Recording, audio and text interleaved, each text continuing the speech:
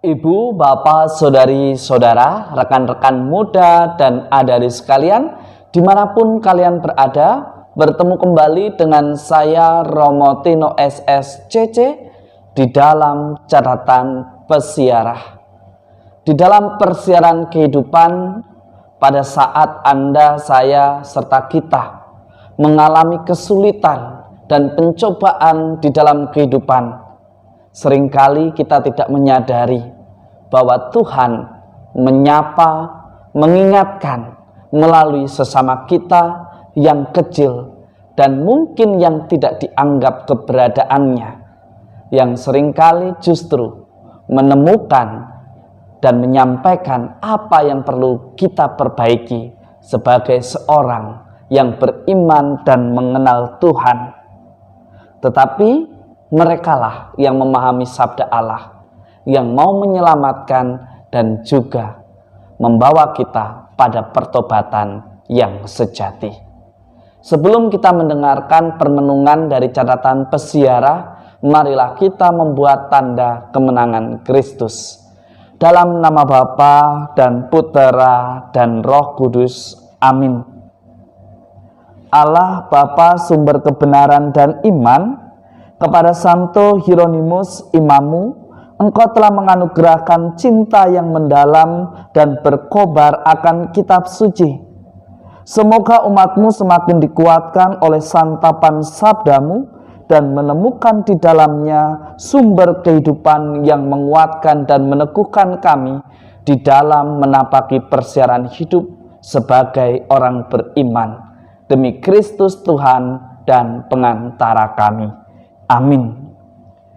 Ibu, bapak, saudari, saudara, rekan-rekan muda dan adik-adik sekalian yang terkasih dalam Yesus Kristus, Santo Hieronymus pernah mengatakan bahwa pada masa pencobaan dan genting, Roh Kudus biasanya menggunakan orang-orang kecil dalam komunitas gereja yang hidup, masyarakat atau orang-orang yang tidak mempunyai kuasa, tetapi mereka memahami secara tepat dan benar sabda Tuhan.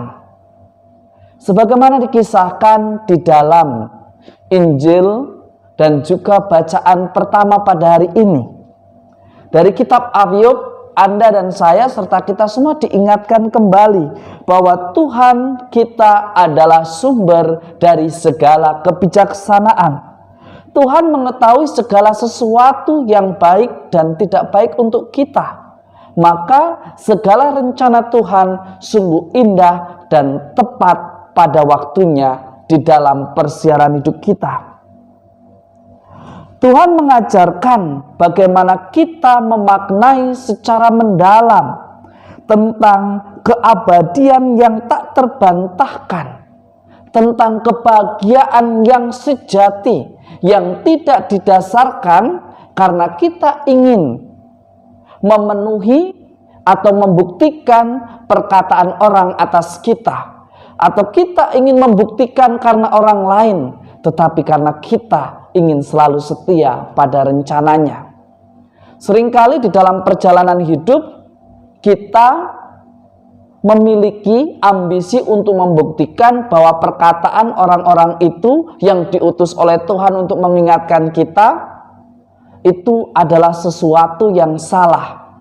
Bahkan ada begitu banyak orang menikah dengan si A si B hanya sekedar ingin membuktikan bahwa apa yang menjadi pilihan saya adalah sesuatu yang benar. Setelah pembuktian itu selesai pula perjuangan akan cinta yang dibawa di depan altar. Begitu pula di dalam perjalanan hidup sebagai seorang religius. Seringkali kita terjebak hanya karena ingin membuktikan bahwa saya bisa mengucapkan kaul kekal, atau karena saya ingin atau bisa mencapai pada tabisan imamat, tetapi selesainya dan tercapainya cita-cita itu lantas kita kehilangan makna keimamatan dan juga kaul-kaul religius kita ketika semua yang kita inginkan tercapai. Lantas apa sebetulnya tujuan hidup kita di dalam persiaran di dunia ini? Apakah kita hanya sekedar ingin membuktikan bahwa orang yang kita cintai bisa kita gandeng, kita ajak ke depan altar dan mengucapkan janji perkawinan? Ataukah kita hanya sekedar sebagai manusia yang selalu ingin membuktikan bahwa apa yang menjadi pilihannya adalah sesuatu yang benar dan tidak ada satupun dari sesama kita yang menyalahkan karena kita membuktikannya dalam imamat yang kita terima di depan altar? Jika demikian, maka kita akan kehilangan makna hidup yang mendalam sebagaimana yang dikisahkan di dalam kitab Ayub pada hari ini. Kebahagiaan tidak melulu didasarkan pada pencapaian atau pembuktian atas apa yang kita pilih dan atas apa yang kita katakan. Tetapi hidup yang sejati yang membahagiakan adalah proses kesetiaan dan ketaatan pada rencana Allah di dalam menapaki perjalanan hidup kita. Janji perkawinan di depan altar bukanlah akhir dari sebuah perjuangan. Penerimaan sakramen imamat dari seorang uskup bukanlah akhir dari hidup panggilan seorang imam. Atau kaul kekal di hadapan para pemimpin, gereja, dan umat Allah bukanlah akhir dari perjuangan hidup religius. Tetapi ketika semuanya tercapai, makna apa yang akan kita berikan dari lembaran yang baru di dalam menapaki persiaran hidup kita, di dalam panggilan kita masing-masing? Tuhan senantiasa menuntun pada jalan yang benar. Tetapi seringkali status, jabatan, ataupun cita-cita yang tercapai memanipulasi cara pandang dan cara kita membangun relasi dengan sesama kita. Maka Yesus mengingatkan dengan tegas dan jelas, sebagaimana di dalam Injil Lukas pada hari ini, adanya mukjizat adalah tanda kehadiran istimewa Allah di dalam persiaran hidup kita. Pencobaan, tantangan, rintangan bisa kita lewati hingga akhirnya kita mencapai apa yang menjadi cita-cita kita.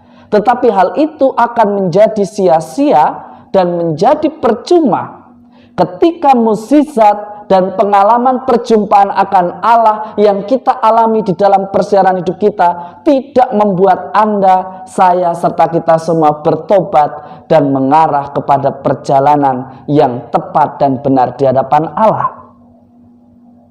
Yesus betul-betul menegur dengan keras melalui sabdanya hari ini, sebagaimana dikisahkan di dalam Injil Suci menurut Lukas. Ada begitu banyak dari Anda, saya, serta kita semua mengalami mukjizat. Bahkan dengan sombong kita memberikan kesaksian. Mestinya semakin kita mengalami mukjizat, semakin kita rendah hati dan menyadari kerapuhan dan kelemahan iman kita. Karena kita selalu meminta mukjizat. Mestinya ketika kita melihat mukjizat, tidak perlu kita mengalaminya sendiri, baru kita bertobat. Mestinya mukjizat yang ada menjadi teguran keras bagi kita untuk lebih bijaksana, lebih rendah hati, dan lebih menyadari kerapuan kita. Bukan justru sombong, bahkan melawan, serta menjadikan Tuhan sebagai jaminan atas kesaksian. Jika tidak, lantas kita menghujat, lantas kita menyalahkan, bahkan menghakimi bahwa sesama kita atau diri kita adalah pendosa yang tidak layak mendapatkan mukjizat. Padahal mukjizat ada karena belas kasih Allah. Dan jangan menjadikan kita sombong dan tidak peduli dengan kesehatan dan badan kita. Semakin ada berkat, mestinya semakin kita menjaga kesucian, ketulusan, dan kesehatan badan kita. Jangan sampai peristiwa perjumpaan dengan Allah justru membuat kita sombong rohani dan tidak peduli serta tidak mengerti di mana Tuhan yang hadir menyapa kita melalui orang-orang kecil, tetapi mereka betul-betul memahami sabda Allah. Semoga berkat Tuhan senantiasa melindungi dan memberkati kita semua. Bapa dan Putera dan Roh Kudus. Amin. Mukjizat ada di dalam perjalanan hidup kita supaya kita semakin bertobat dan mampu menerjemahkan sabda Allah supaya bisa dimengerti oleh banyak orang. Itulah yang diteladankan oleh Santo Hieronymus. Ia menggunakan pengetahuannya untuk membantu kita memahami sabdanya. Ia tidak menjadikan dirinya sombong dan angkuh, tetapi dia membiarkan nama Tuhan semakin dimuliakan di dalam karyanya saat ia menerjemahkan sabdanya agar bisa dimengerti oleh banyak orang. Beranikah kita di dalam perjalanan hidup menerjemahkan karya keselamatan dengan tepat dan benar, sehingga semakin banyak orang diselamatkan dan merasakan sukacita sebagaimana yang Allah kehendaki bagi kita umatnya. Selamat beraktivitas, Tuhan memberkati. Amin.